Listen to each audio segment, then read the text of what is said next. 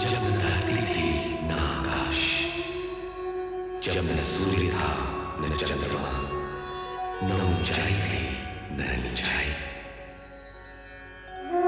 ये समय और भूमंडल के जन्म से बहुत पहले की बात है। तब केवल एक शून्य था। प्रकाश और अंधकार दोनों ही के क्षितिजों के उस पार। इस शून्य का कोई रंग नहीं था, क्योंकि रंगों ने तो बहुत बाद में जन्म लिया। मैं उस शून्य का परिचय कैसे करूं? क्योंकि परिचय शब्दों की मांग करता है, और मैं भाषाओं के बनने से पहले की बात कर रहा। तब की बात जब कुछ नहीं था, कुछ भी नहीं था, बस एक स्वर था जो सन्नाटे के उस अथाह सागर में बह रहा था। सन्नाटा, जिसका न कोई रंग न रूप, उसके विषय में सोचना भी संभव नहीं, क्योंकि सोच तो सीमित है, समय की डोरी से बंधी हुई। ब्रह्मांड की सीमा रेखा के पार जा नहीं सकती। इसलिए हे मानव जाति, अपनी सोच की चौखट पर बैठकर और आंखें बंद करके देख, और मन के कान लगाकर सुन। मैं आदिनाथ हूं, आदिस्वर हूं, आदिपति हूं। मैं सर्वशक्तिमान महेश्वर सदाशिव जी का पुत्र हूं। महेश्वर शिव जी सृष्टि के नियामक हैं। आदिदेवता सर्वशक्तिमान महेश्वर सदाशिव जी का सात्विक रूप, जो पंचानन है, उस स्वरूप का प्रत्यक्ष दर्शनार्थ मैं स्मरण करता हूं। ओम नमः शिवाय।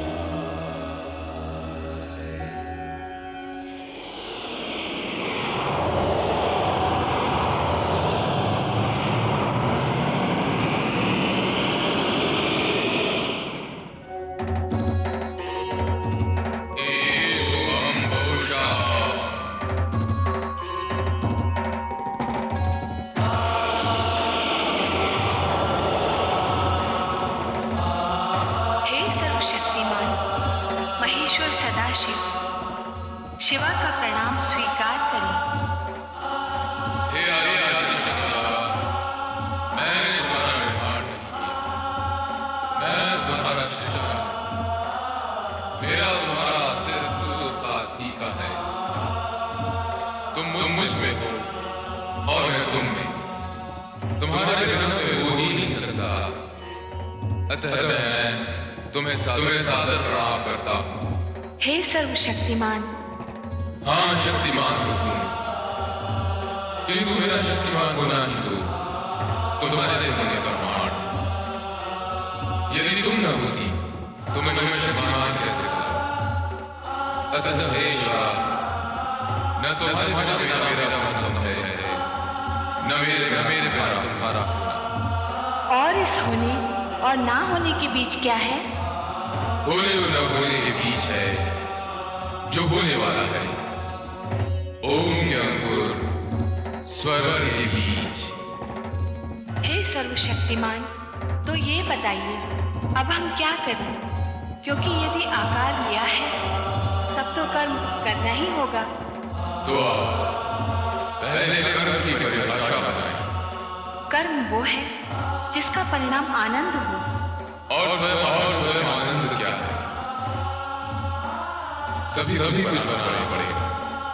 सुख सुख सुख, दुख दुख दुख, आनंद आनंद, प्रकाश प्रकाश, अंधकार अंधकार, जीवन जीवन जीवन, मृत्यु। इस शून्य को भरना पड़ेगा। तो आइए निर्माण कार्य आरंभ करें। आरंभ अर्थात ना होने से होने का अंकुर फूटना आरंभ है शक्तिमान। तो एक और शब्द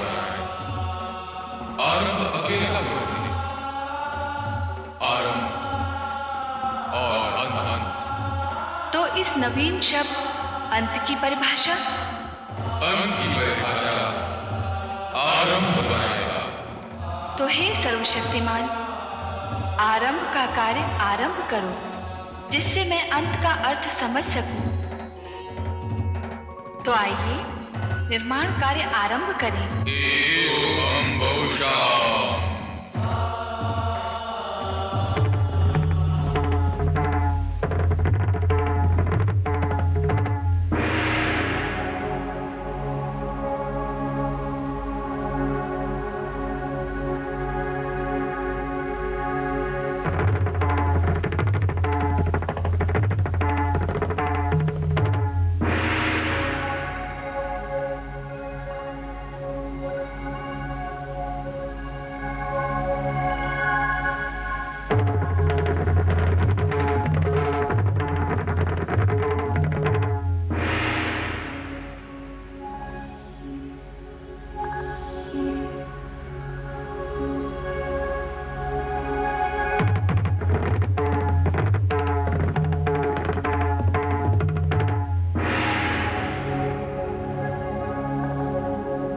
इस प्रकार संपूर्ण वातावरण में व्याप्त शून्यता को भरने के लिए देवादिदेव शिव और मां शिवा ने आकाश, वायु, अग्नि, जल, पृथ्वी एवं ग्रह नक्षत्रों की रचना की।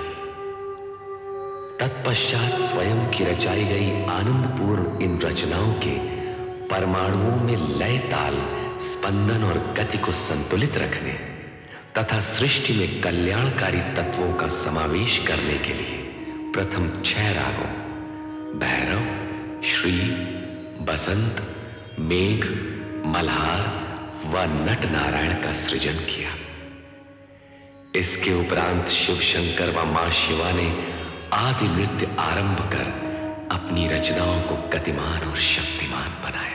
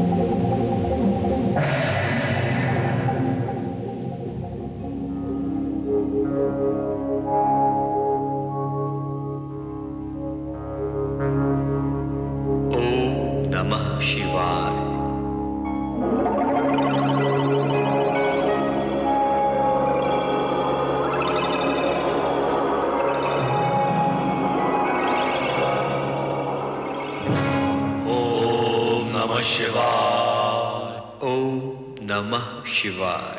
हम कौन हैं? हमारा जन्मदाता कौन है? यही प्रश्न हम भी कर रहे हैं कि हम कौन हैं, हम कैसे प्रकट हुए हैं, हमें किसने उत्पन्न किया है, हमारा कार्य क्या है? दायित्व क्या है? हमारे मन में भी ये इच्छा जागृत हो रही है कि हमारा कर्म और कर्तव्य क्या है।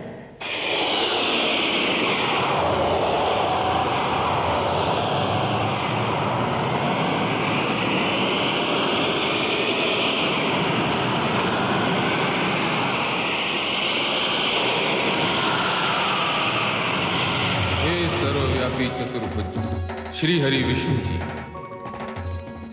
कमल के आसन पर प्रकट होने वाले श्री ब्रह्मा जी, आप दोनों मुझ सदाशिव की सृष्टि कामना से उत्पन्न हुए हैं। मैं ही आपका जन्मदाता हूं। यदि अपने अन्य प्रश्नों के समाधान के इच्छुक हो तो इस ज्योति स्तंभ के आदि अंत का संधान कीजिए, मेरे स्वरूप में प्रवेश कीजिए, मेरे ओर छोर का पता लगाइए। आप सर्वशक्तिमान महेश्वर सदाशिव जी हैं।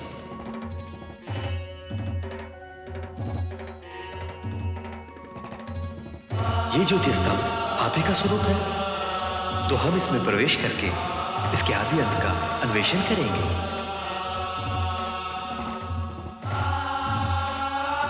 ओम नमः शिवाय।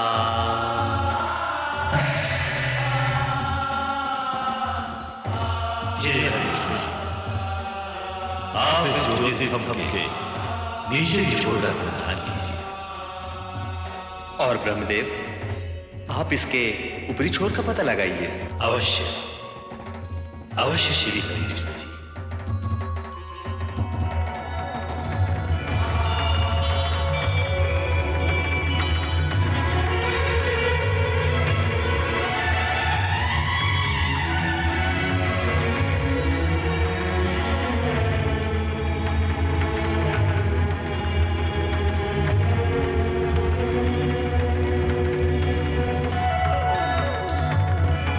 सर्वशक्तिमान महेश्वर सदाशिव जी के ज्योति स्वरूप के आदि अंत का संधान करते हुए श्री ब्रह्मा जी और श्री हरि विष्णु जी की यात्रा निरंतर चलती रही।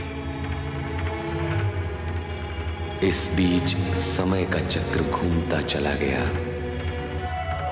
कई युग बीत गए, परंतु श्री ब्रह्मा जी और श्री हरि विष्णु जी सर्वशक्तिमान महेश्वर सदाशिव जी के ज्योति स्तंभ के ओर छोर का पता नहीं लगा पाए। जल क्या, थल क्या, आकाश क्या, क्या क्या अंतरिक्ष, जहां भी देखो वही आदेव श्री सदाशिव की ज्योति स्वरूप से माया दिखता है,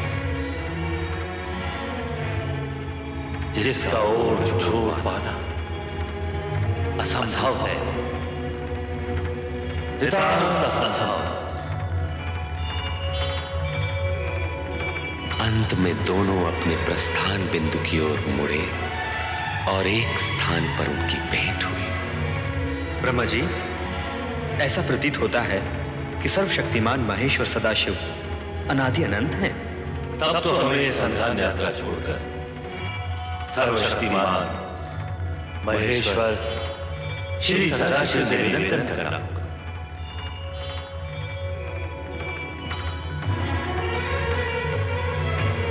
हे अनादि अनंत सर्वशक्तिमान महेश्वर सदाशिव, आपका ज्योति स्वरूप अपरंपार है।